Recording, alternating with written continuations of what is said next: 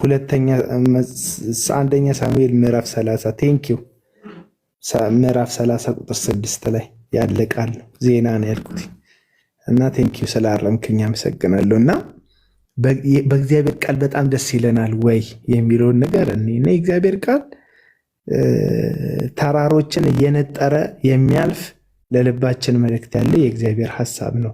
የእግዚአብሔር ቃል በሁለት በኩል የተሳለ ሰይፍ ነው መጽሐፍ የሚለው። የእግዚአብሔር ቃል እሳት ነው አይደል? እሳት ነው። ይሄ የተዘረዘሩባቸው የእግዚአብሔር ቃል ሐሳብ አለው። የእግዚአብሔር ቃል ድንጋይን እንደሚያደቅቅ መዶሻ፣ የእግዚአብሔር ቃል ሕይወትን እንደሚያነጻ ኑሮን እንደሚያነጻ ውሃ ነው፣ ኩልል እንዳለ ውሃ። እኔ እግዚአብሔር ቃል በጣም በቃ ላይፋችንን የሚመሰረትበት ነው። እንዴት ደግሞ አስፈላጊ እንደሆነ ከኢየሱስ በላይ ያሳየን አይመስለኝም። ኢየሱስ በምድር ላይ በተመላለሰበት በ33 ዓመት ከመወለድ ጀምሮ እስከ መስቀል፣ ከመስቀል እስከ ትንሣኤ፣ ከትንሣኤ እስከ ከማድረግ በአባት ቀኝ እስከ መቀመጥ፣ በአባት ቀኝ ከመቀመጥ እስከሚመጣ ድረስ የኢየሱስ ክርስቶስ እያንዳንዱ የህይወት ምዕራፍ በእግዚአብሔር ቃል ሐሳብ የተደገፈ ነው። ስትመለከቱት ኢየሱስ ምን ይላል? እንደዚህ ተብሎ የተጻፈው ይፈጸም ዘንድ ይላሉ። ማቴዎስ ሲጽፍ እንደዛ ይላል፣ ሉቃስ ሲጽፍ እንደዛ ይላል፣ ስፔሻሊ ማቴዎስ እንደዛ ይላል። በቃ ይሄ ተብሎ እንደተጻፈ ከዚህ መጽሐፍ እንደተጻፈ በአህያ ውርንጭላ ላይ ሲሄድ ይሄ እንደተጻፈ ይላል። ኢየሱስም ፐርፐዝሊ የእግዚአብሔር ቃል የተጻፈው ሐሳብ እንዲፈጸም የራሱን አስተዋጽኦ ሲያደርግ ታዩታላችሁ። እስካሁን ምን ቸግሯችሁ ያውቃል?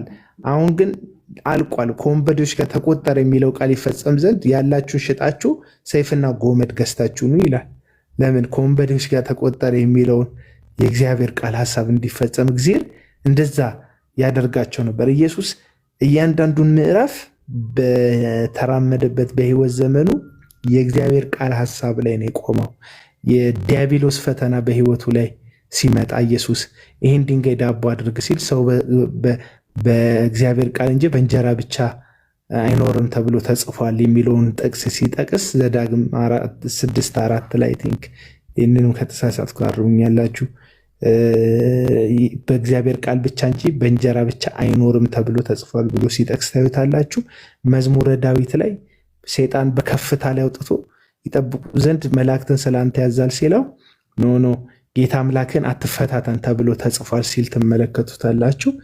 ኢየሱስ የቃሉ አምላክ የቃሉ ጌታ ሆኖ ሳለ በምድር ሲመላለስ ግን እያንዳንዱን ላይፍ ስታይሉን ያስደገፈው በእግዚአብሔር ቃል እውነት ላይ ነውና ብዙ ምርኮ እንዳገኘ ሰው በእግዚአብሔር ቃል ደስ የሚላቸው ሰዎች የሚደሰቱ ሰዎች የቃሉን ባለስልጣንነት የሚያምኑ ናቸው። አንዱ ኳሊቲ ፕሮቴስታንት የሚሆን አንዱ ኳሊቲ አሁን አተነዋል እንጂ የእግዚአብሔር ቃል ላይ መመስረት መሰለኝ፣ የእግዚአብሔርን ቃል አውቶሪቲ ማክበር መሰለኝ ከምንም ይበልጣል እንላለን እና ከምንም ይበልጣል፣ ከምንም ይልቃል። ከቤተ ክርስቲያን አውቶሪቲ ይበልጣል እንላለን፣ ከራሳችን ህይወት ይበልጣል እንላለን፣ ከምልልሳችን ይበልጣል እንላለን። የእግዚአብሔር ቃል ስልጣን ማለት ነው። የእግዚአብሔርን ቃል መውደድ የህይወት ዘመን ሁሉ ስንቅ እንዲሆነን የጣልነውን የቃል ፍቅር እግዚአብሔር እንዲሰጠን ነው ለሁላችንም የምለምነው። ሼልፋችን ላይ ያስቀመጥነውን ጥቁሩን መጽሐፍ እንድናነሳ እንድንገልጠው ያ ዳንኤል በኤርሚያስ መጽሐፍ ውስጥ የተፈጸመው የትንቢቱ ጊዜ 70 ዓመት እንደተፈጸመ ሊፈጸም እንደተቃረበ ሲያቅ መጸለይ ጀመረ። ብዙ እስራኤላውያን እኮ አሉ፣ ግን በተለየ መንገድ መልከው ዳንኤል ነው ይሄ 70 ዘመን የመከራ የተባለው 70 ዘመን እየተጠናቀቀ እንደሆነ ያወቀው። እግዚአብሔርን ሲለምን ሲጠይቅ እግዚአብሔርን መልአኩን እንደላከለት ገብርኤልን ትመለከታላችሁ፣ በልመናው ወቅት ማለት ነው። ስለዚህ እግዚአብሔር ቃል ውስጥ ነው የመፈጸም ዘመንን ማወቅ የሚቻለው። የእግዚአብሔር ቃል ውስጥ ነው እግዚአብሔር ለኛ ያሰበልንን ሐሳብ መረዳት የምንችለው። የእግዚአብሔር ቃል ውስጥ ነው እግዚአብሔር ፕላኑ ምን እንደሆነ ከኛ ምን እንደሚወድ ምን እንደሚፈልግ ማወቅ የምንችለውና መጽሐፍ የቃሉ ፍቺ ያበራል፣ ሕፃናትን አስተዋይና ጠቢባን ያደርጋል ስለሚል የእግዚአብሔር ቃል ላይ እንጣበቅ፣ ከመቼውም በላይ እንጣበቅ። የእግዚአብሔር ቃል ላይ እንደገፍ፣ ጥገኛ እንሁን፣ አንጎልምስበት። እግዚአብሔር ላይ ቃሉ ላይ አንደግበት፣ በቃሉ እንደግበት የሚል ሀሳብ ነው ማስተላልፈው። ስለዚህ ከምንድን የተነሳው ካላችሁ ያው መነሻ ሀሳቤ ራሱ ማቲ ነው። እግዚአብሔርን ቃል ይወዳል ስላልኩ ነው። እንዴት መውደድ አለብን? ብዙ ምርኮ እንዳገኘ ሰው አስባችሁታል? ያቺ ሎተሪዋን ደግሜ ልጥቀሳትና ልጨርስ። እንዴት ልቤ ላይ ከብዳ እንደነበር ግን አይተሃል? ስንቴ እንድጠቀስኳት። የሆነ ሰው የሆነ ዕጣ ሲወጣለት እንደ እድለኛ እንደሚታሰብ ደግሞ እድለኛም እንደሆነ ራሱ ደስታውን በጣም እንደሚገልጽ በቃ ያለፋበትን ያልደከምበት ነገር እጁ ላይ ሲገባ በጣም ደስ እንደሚለው ምርኮ ማግኘት እንደዛ ነው። ደስ ይላል። ምርኮን ማግኘት ሀብታም ያደርጋል፣ ታላቅ ሰው ያደርጋል። ምርኮን ማግኘት ልክ የሎጥ ሰዎች በተወሰዱና በተማረኩ ጊዜ አብርሃም ተከተሉ የሄደው ነገስታትን 3 ነገስታትን ድል አድርጎ ምርኮ ማርኮ እንደመጣ ማለት ነው። ልክ እንደዛ ምርኮ መማረክ ባለጸጋ ያደርጋል፣ ያከብራል። ልክ እንደዛ የእግዚአብሔርን ቃል ከምርኮ በላይ ከክብር በላይ መውደድ አስፈላጊ ነው ብዬ አስባለሁ። ፌብዬ ታለን ቴንኪው በጣም እና በጣም አስፈላጊ ነው። እና እኔ አሁንም ምርቃት ልመርቃችሁ፣ በምርቃት የምታምኑ ከሆነ እግዚአብሔር የቃሉን ፍቅር ይስጠን። በእውነት ከእንደገና እንደ ልጅነት ወራታችን እንደ መንፈሳዊ ወተትን በምንናፍቅበት በልጅነት ወራታችን ባለን ትጋታችን እግዚአብሔር እንዲመልሰልን ዝም ብሎ ማንበብ እንድንወድ፣ ዝም ብሎ በቃ የእግዚአብሔርን ፊት መፈለግ፣ ደጁን መፈለግ፣ መጸለይን መራብ፣ እየተራመድን እየሄድን እውነት ሰይጣን በጣም ህይወታችንን ከመታብን ከእግዚአብሔር ነገር ካስወጣን ነገር አንዱ እንትን ይመስለኛል ጥጋበኛ እንድንሆን እግዚአብሔርን ቃል እንድንጠግበው እንዳይመቸን። ለዚህ ነው ቤተ ክርስቲያኖቻችን ላይ የእግዚአብሔርን ቃል ከሚማሩ ሰዎች ይልቅ እንደዚህ ይሆንላቸዋል እንደዛ ይሆንላቸዋል የሚለው ንግርት ለመስማት ሰዎች በእውነት ይበዛሉ። አዳራሾች የሚጨናነቁት ሉቃስ ወንጌል ሲባል አይደለም። እንደዚህ ይደረግላል እንደዛ ይደረግላል ሲለኝ እንደ ፕሮቴስታንት እንደ ተቋም እንደ ቤተ ክርስቲያን እንደ ማህበረሰብ እግዚአብሔር ከእንደገና በቃሉ ፍቅር ይጥመደን። በእውነት በቃ ዝም ብሎ መጽሐፍ ቅዱስ እንደሚል የቃሉ ተንኮል የሌለበትን የቃሉን ወተት ተመኙ እንደሚል ተንኮል የሌለበትም። በቃ የእግዚአብሔር ቃል ውስጥ ደባ የለበት። የእግዚአብሔር ቃል ውስጥ አመፅ የለበትም። የእግዚአብሔር ቃል ፍጹም ነው፣ ቅዱስ ነው። መጽሐፍ እንደሚል በሁለት በኩል ከተሳለ ሰይፍ ይልቅ ስል ነው እንደሚል በቃ ጅማትን ቅልጥምን እስኪ ላይ ድረስ ልብና ኩላሊትን እስኪመረምር ድረስ የውስጥን ሀሳብ ስሜት አልፎ የሚሄድ ቃል ነው እና በእግዚአብሔር ቃል ለመፈተሽ በእግዚአብሔር ቃል የተፈተሹ ሰዎች ደግሞ በእግዚአብሔር ቃል መፈተሽ የሚችሉ ይመስለኛል። ዘመኑን እንድንፈትሽ አሁን ላይ የሚመጡትን የእግዚአብሔር የሚመስሉ ግን የእግዚአብሔር ያልሆኑ ነገሮችን ልክ አንጣሪ ወርቅን በማንጣሪያው ለይቶ የከበረውን ከተዋረደው ለይቶ የሚያስፈልገውን ከአፈሩ ለይቶ ወርቁን ብቻ አንጥሮ የራሱ እንደሚያደርግ ልክ እንደዛ የተዋረደውን ከከበረውን እንድንለይ የከበረውን ከተዋረደው እንድንለይ እግዚአብሔር የቃሉን ማንጣሪያ እንዲሰጠን የቃሉን መስታወት እንዲሰጠን ይሄንን ነው በቃ የምመኘው። እነዛ ህዝብ የተራበ ህዝብ እግዚአብሔር ሲወድ ቃሉን ነው የሚሰጣችሁ አይደል? ሲወድ ትንቢት አይደለም የሚሰጠን። አሁን የመጽሐፍ ቅዱሱ ሐሳብ የሚለን እንደዛ ነው። በተራራ ላይ ከሰማነው ከገናናው ድምፅ የሚበልጥ የጸና የትንቢት ቃል አለናል። ሲናገር ጴጥሮስ ሲናገር የጸና አንተ የግሎሪ እኮ ነው የሰሙት እኮ ያዕቆብ፣ ጴጥሮስ እና ዮሐንስ ተራራው ላይ ወጥተው ኢየሱስ ክርስቶስ ልብሱ እንደ ብርሃን ሲያበራ ፊቱ ሲቀየር ኤልያስና ሙሴ ተገልጠው ሲያወሩት ከዛ ያንን ነገር ሲነጋገሩ ከዛ የአብ ድምፅ ከሰማይ ሰምተዋል። ድምፁን የምወደው ልጄ እሱ ነው እሱን ስሙት የሚል ድምፅ ሰምተዋል። ጴጥሮስ ምን አለን? ከዛ ድምፅ የሚበልጥ የጸና የትንቢት ቃል አለን። ለምንድን ነው እንደዛ የሚለን? ያን ድምፅ ሲሰሙ በሰመመን ነው የሆኑ የመሰላቸው፣ ሪልም አልመሰላቸው። በፍርሃት ውስጥ ነበሩ፣ ኮንሽየስ አልነበሩም፣ የሚሉትን አያውቁም ነበር ይላል። ለአንተ አንድ ጌታዊ፣ ለአንተ አንድ ዳስ፣ ለኤልያስ አንድ ዳስ፣ ለሙሴ አንድ ዳስ እንስራ፣ የሚናገረውን አያውቅም ነበር ጴጥሮስ ሲናገር እንኳን። ግን ፍርሃት ውስጥ ነበሩ። ከዛ የሚበልጥ የሚለን ድምፁ የሚበልጥና የሚያንስ አይነት ነገር አይደለም፣ ንጽጽር አይደለም ያቀርበው። በሰመመን ሆኖ ከሰሙት ቃል የጸና የትንቢት ቃል አለ፣ የሚፈትሽ የትንቢት ቃል አለና አሁን ህዝባችን ነቢይ ፍለጋ ምናምን ፍለጋ የሚቅበዘበዝበት አንዱ ትልቁ ምክንያት የጸናውን የትንቢት ቃል አለማክበር፣ የጸናውን የትንቢት ቃል አለመራብ ነው። እንደኔ እንደ ግለሰብ እንደ ማህበረሰብ ችግራችን ከቃሉ ጋር ያለን እንትን ይመስለኛልና እኔ እንደ ልጅነታችን ወራት እኔ ትዝ ይለኛል ጌታን ባገኘሁበት በ12 ዓመቴ ነው ጌታን ያገኘሁትና ፋዘር የኦርቶዶክስ እምነት ተከታይ ነው እና መብራት ያጠፋብኝ ነበር። አሁንም ስቲል የኦርቶዶክስ እምነት ተከታይ ነው። ለምንድን ነው መብራት የሚያጠፋብኝ መሰላችሁ? ከገለጥኩት አይደክመኝም ነበር። የሆነ ጉልምስነት የወራት ላይ ግን ለመተኛት ማነበው መጽሐፍ ሆነ። ሳድግበት ከገለጥኩት ይርበኝ ነበር፣ እናፈቀው ነበር። ዝም ብዬ ነበር ማነበው። ማቲ ስለሚያቀኝ የሚያቁኝ ያቁኛል።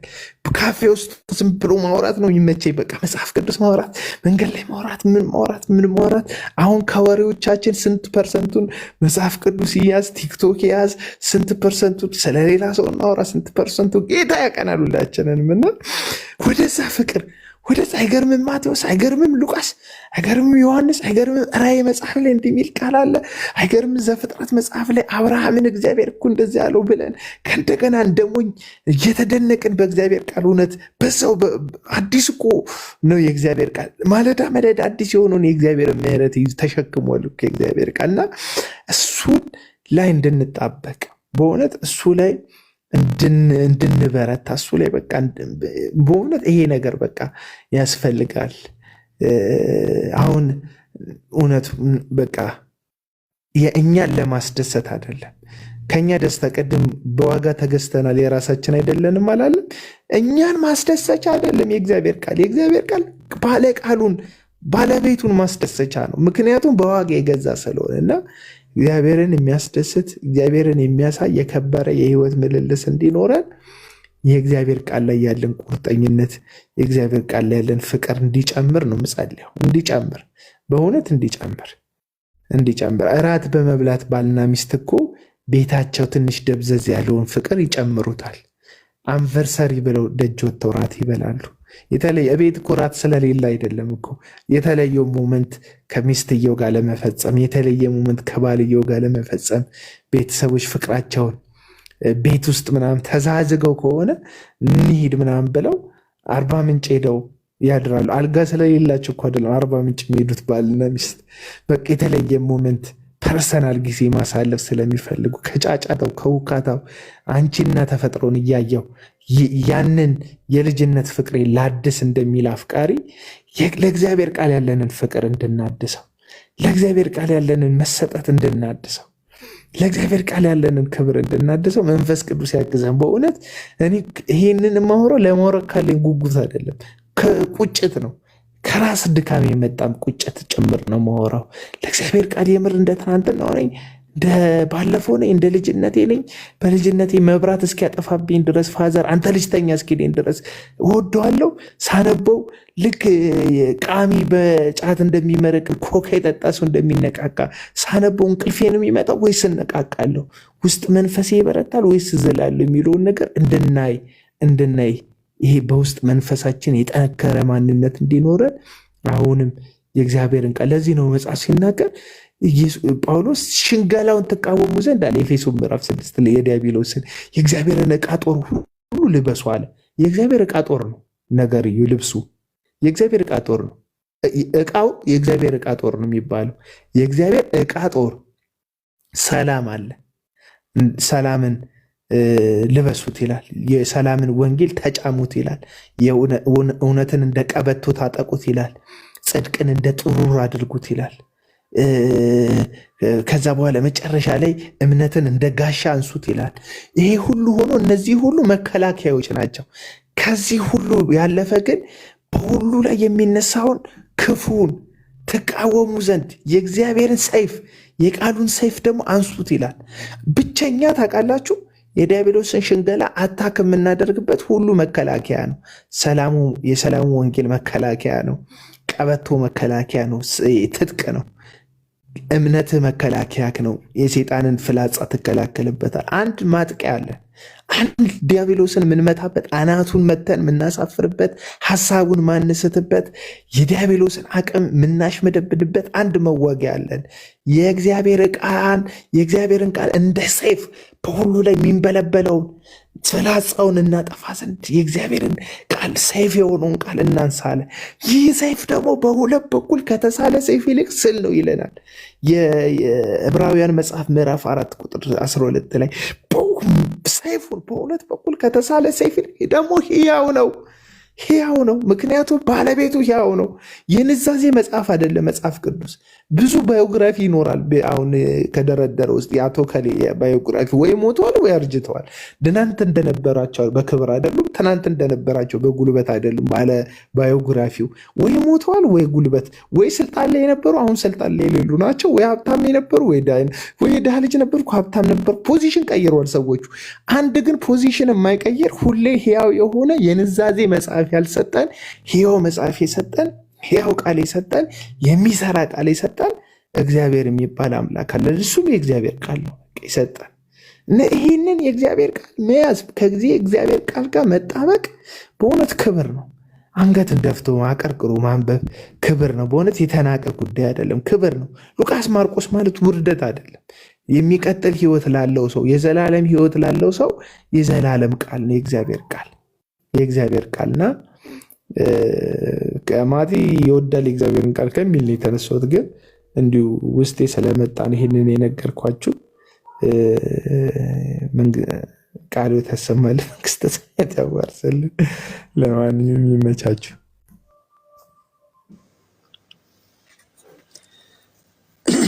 ትንሽ ብትቀጥል ጥሩ ነበር አቤላ። በጣም ጥሩ ሀሳብ አንስተ ነበር ስለ እግዚአብሔር ቃል። በጣም ደስ የሚል ገለጻ ነው። በተለይ ብዙ ምርኮ እንዳገኘ ሰው በቃልህ ልቤን ደስ አለው የሚለውን ክፍል ያብራራህበት መንገድ፣ አንድ ሰው ምርኮ ሲያገኝ ያለፋበትን ነገር ሲያገኝ የሚደሰተው ደስታ አለና ያ ደስታ ትንሽ አይደለም። እኛ እኮ ጥቂት ነገር አግኝተን እንኳን ደስታችን በጣም ብዙ ነው።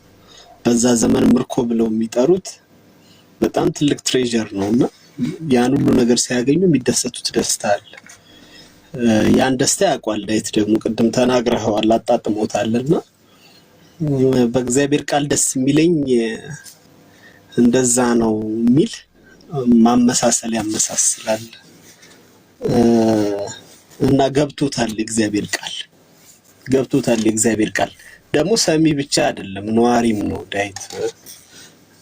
አንድ ቃል አለ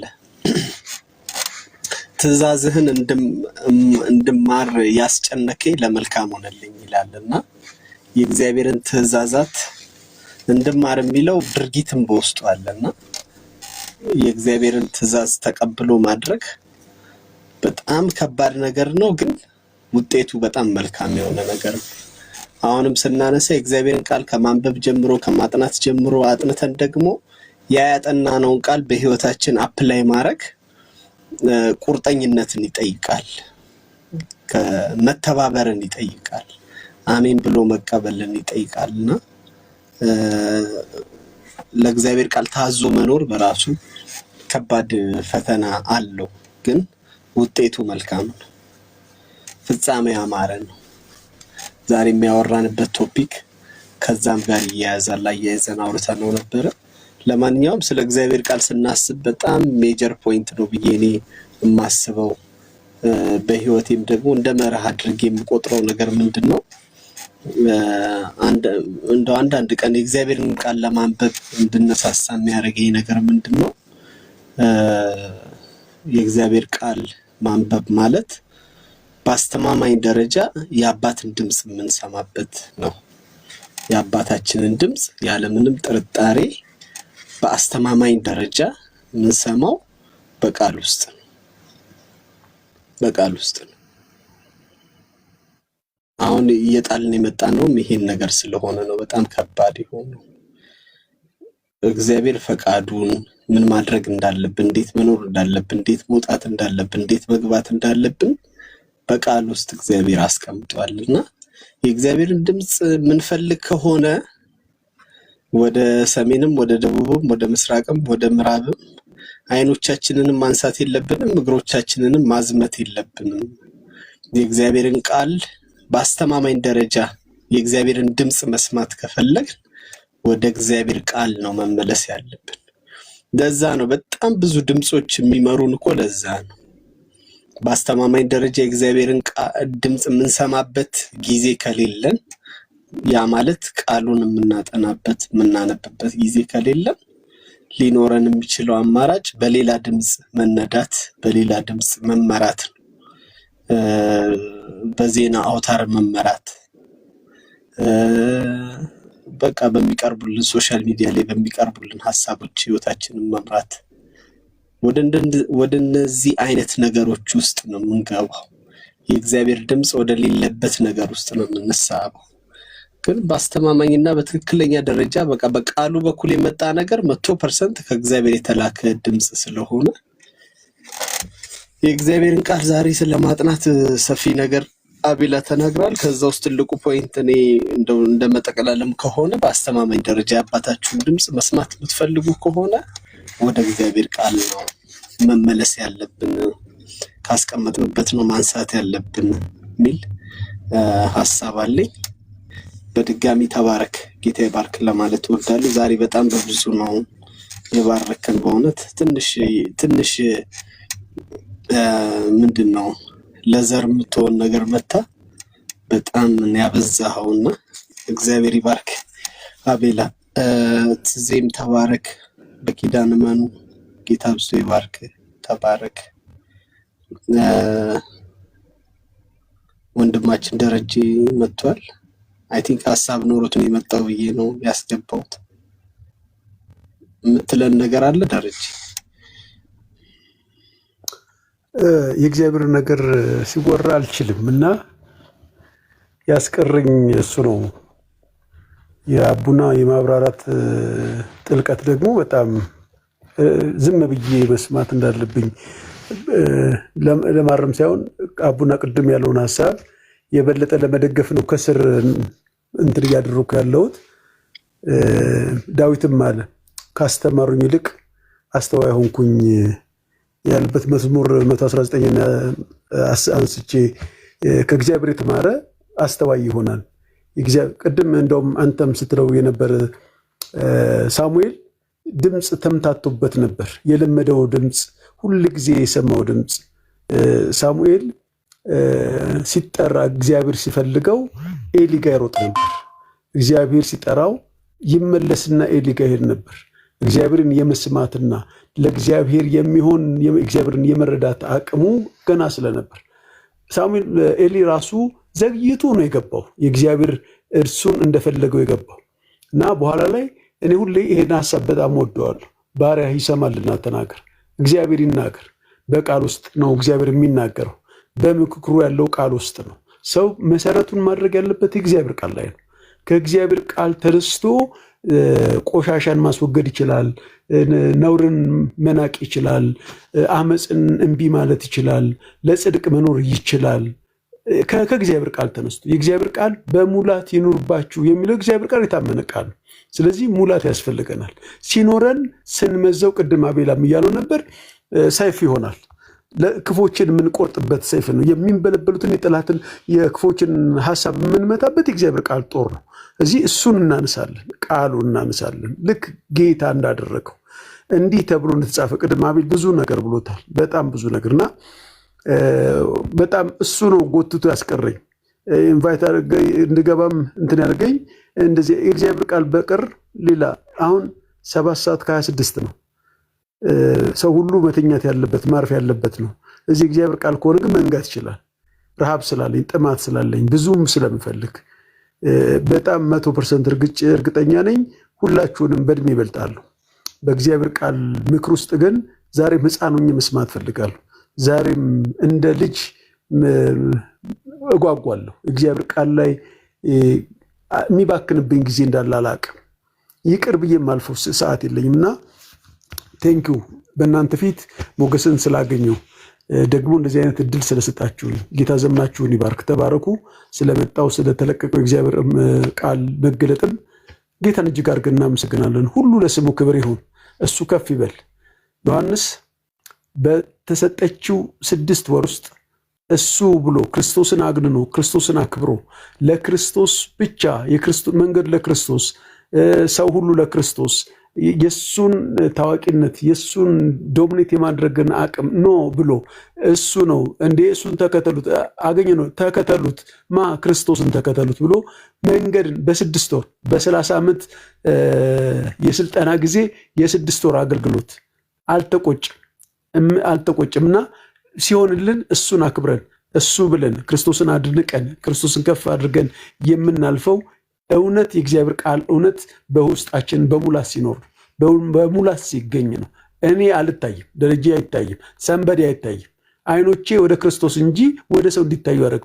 እንደውም እግረ መንገድ ቅድም አቤል አንድ ነገር እያለ ነበር።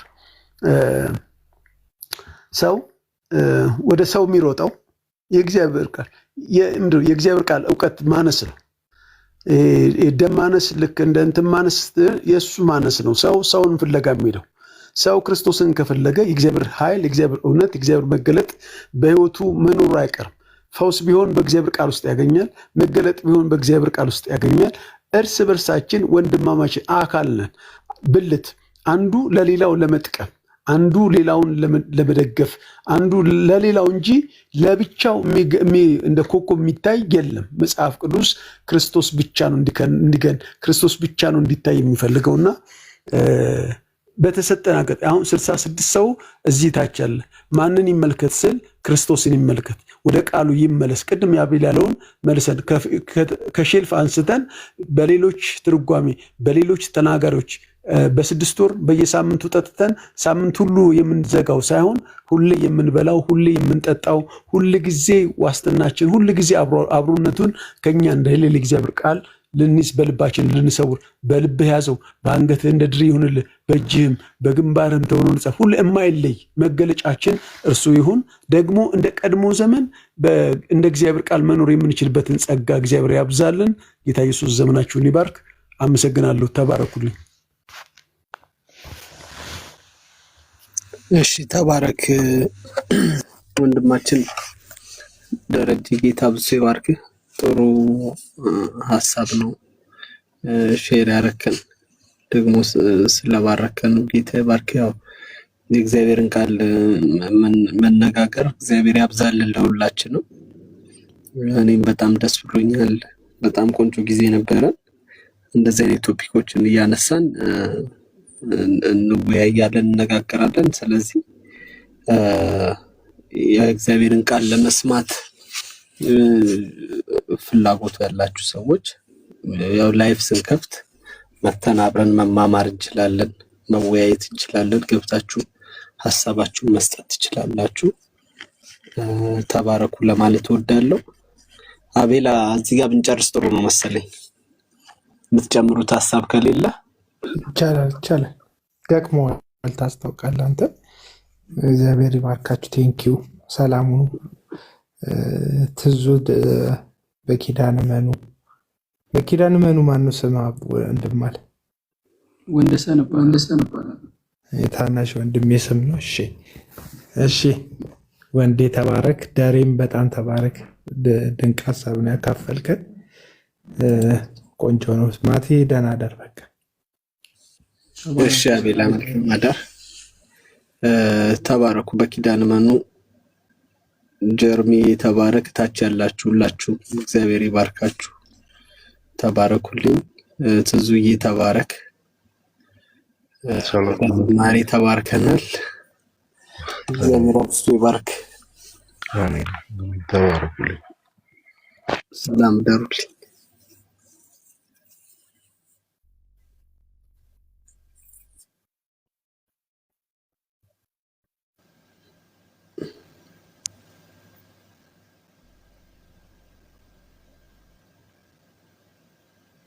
እሺ ታችም ያላችሁ እግዚአብሔር ይባርካችሁ፣ ተባረኩ።